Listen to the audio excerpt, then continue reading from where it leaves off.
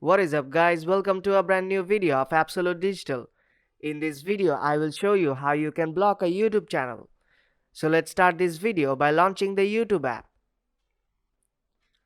When the app is launched, you have to tap on the search icon and search for the channel you want to block.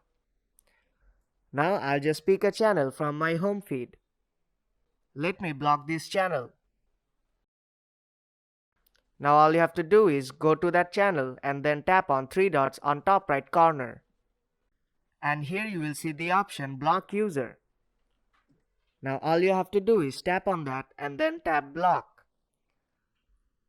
And this YouTube channel will be blocked and you will not be able to see any updates from this YouTube channel on your feed page. And that is how you can block a YouTube channel. So if you find this video helpful, then do drop a like and make sure to subscribe for more tutorials. I will see you in the next one.